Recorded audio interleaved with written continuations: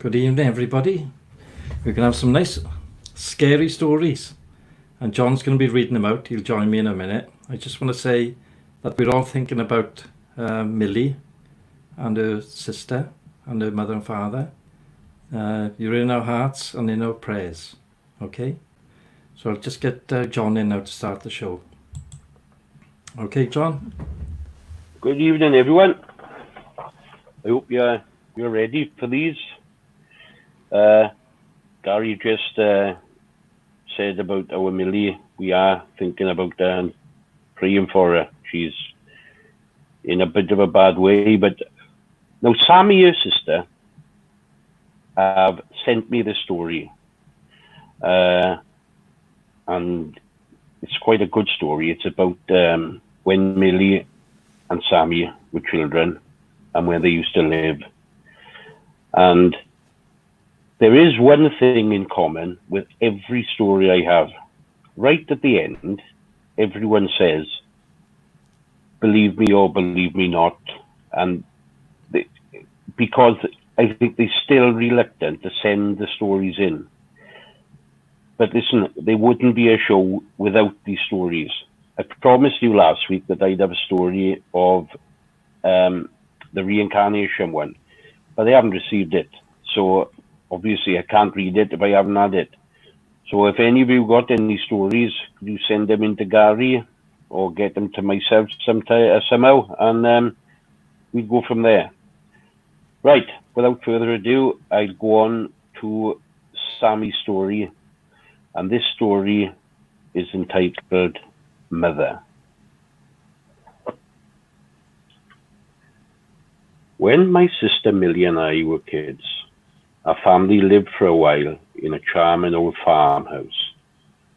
We loved exploring its dusty corners and climbing the apple tree in the backyard.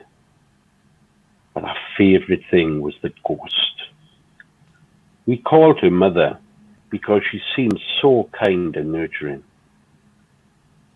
Some mornings, Millie and I would wake up, and on each of our nightstands, we'd find a cup that hadn't been there the night before. They were our cups, but they definitely weren't there the night before. We thought Mother had left them there, worried that we might get thirsty during the night. She just wanted to take care of us. Among the house's original furnishings was an antique wooden chair. It was there when we got there, and we kept it against the back wall of the living room. Whenever we were preoccupied watching TV or playing a game, our ghost mother would inch that chair forward across the room towards us. Sometimes she'd manage to move it all the way to the middle of the room. We always felt sad putting it back against the wall. Mother just wanted to be near us. Years later, long after we moved out, we hadn't thought of the house for a long, long time.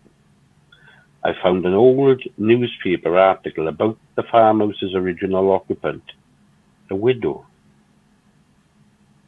In the article, she had murdered her two children by giving them each a cup of poisoned milk before bed. Then she hanged herself. The article included a photo of the farmhouse's living room, with a woman's body hanging from a beam. Beneath her, knocked over, was that old wooden chair, placed exactly in the center of the room. That's the first one. Good God. My hairs on my back are standing up, yeah. See, that was from Sammy. And again, she and her sister must have thought somebody was trying to look after him, but indeed it seemed to be a very sinister ghost that was there, leaving cups from the drink. And that chair, that chair that got me going now, Gary. Now then, this next one is about a very popular eating place around this area that, gosh, I've been there. I'm guessing loads and loads of people have been there that are tuning in and listening tonight. It's called The Old House. It's up in Clan. Now, this story is given to me by actually my best friend, and he is put right at the end of this. If you know, is it true, is it not? It's up to you. But I believe him because, he's got no reason to lie after all these years. So this story is just called The Old House.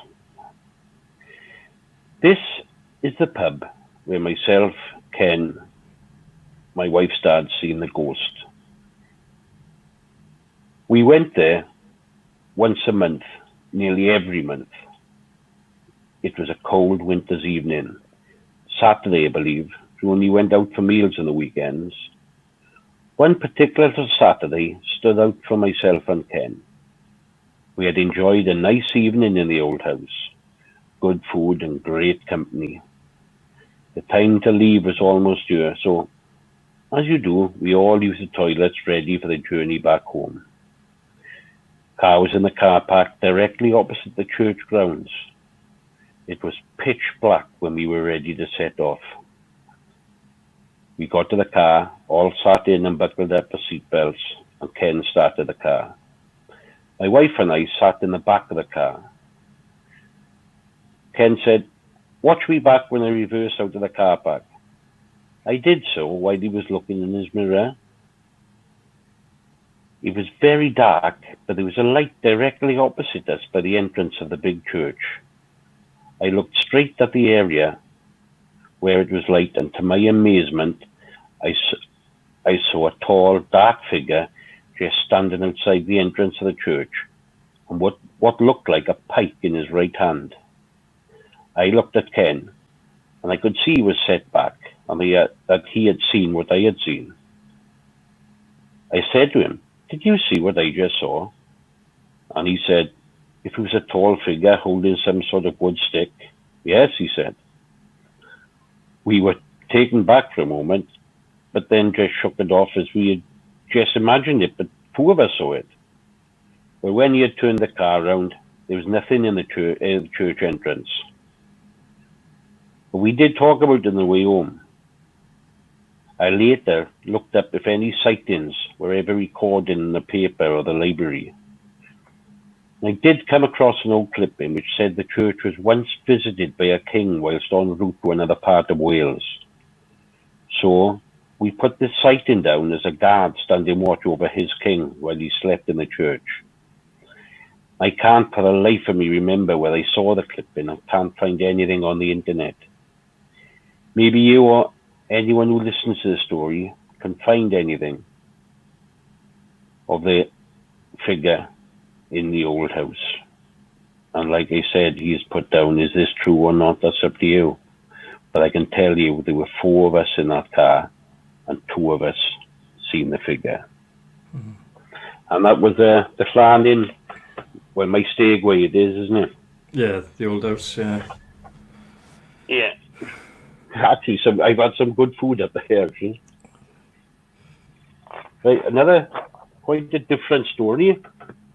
It's another sighting, really. And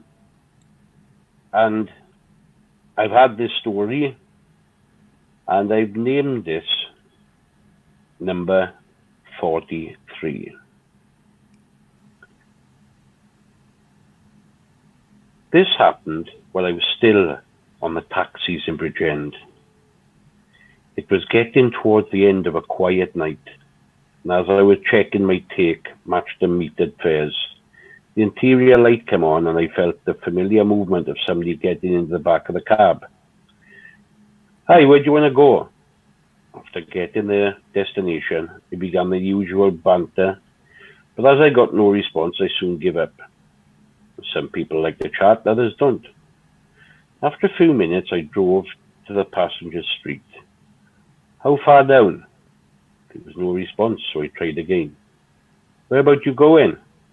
There was a whispered, number 43 at the end. I continued down the street, noticing how much colder it was. When I got to the house indicated, I stopped the meter and turned to request the fare. The back seat of the car was empty. I was about to put it down to a runner, but I remembered the voice had been elderly and I didn't hear the car door opening. The light didn't come on. I decided just to head for home. The next day I was chatting to a few of the other drivers on the rank and mentioned the incident. My mate Chris told me, well, that sounds like Annie. She was murdered in a taxi 40 years ago. The driver was never caught, but they say he saw her repeatedly until he crashed his car and died. She usually leaves a message for whoever she visits. I said, I didn't get a message. He said, you will. She visits 3 times. The 3rd time she gives the message. I only saw her once after I stopped working in the taxis. Yeah, and I think I'd give up taxi driving as well, Gary, but there we are. Oh, me, good God. Yeah. So it's that's 3 stories for you. The 4th story I got is very familiar to yourself. It's about Kirkley Court in Surrey, and you experienced it yourself, Gary. And you told me more than once this story, and you've never deviated from it. And it's so I believe it's true, and you know it's true. Frightened the life out of me. Yeah, I bet it did. So I'll read this out, and well, you have named this. It's just called Kirkley Court, Surrey. I was still thinking of my late mother, whom I had lived with most of my adult life, and everyone meant well by saying how nice she was on a daily basis. I felt trapped and wanted to move away from my childhood home. But then my girlfriend was pregnant, so I had to find a job fast. There were 2 jobs I fancied. One was in the Falkland Islands, working for a facilities company, and the other was for a Lord Beaverbrook in his estate in Surrey. The Surrey job came with a 2-bedroom apartment with all bills paid and a company 4x4. I chose the Surrey job, and after 5 interviews and my CV being sent and checked, I was offered the job. On the day I moved all my furniture from Port to Surrey, I felt like a huge weight was off my shoulders. Later on that day, I was introduced to the head gardener, Chris, who had a small cottage in the grounds, some 100 yards from the main house where I was to live. Chris said we should meet after work and go for a few pints. So, later, I met Chris and asked where the nearest pub was. He just laughed and said, well, we have to go through a hole in the fence and through some old woods. I said, okay, let's go. And off we went, talking about the estate and the people who worked there. We approached the hole in the fence, and Chris said this is a shortcut to the pub, which was half a mile away. And he had made the hole so we could visit the pub when he had friends over. As we went through the dark wooded area, I felt a chill going up my back. This was ancient woodland dating back to Roman times, when soldiers would make their way to London. The trees started to get thicker and thicker, cutting out most of the light the further we went in. I was saying how I had read up on the original Lord Beaverbrook, and how horribly he'd been to his wife, dating secretaries, in the house, and he had adjoining rooms where they slept so we could creep in during the night for sex.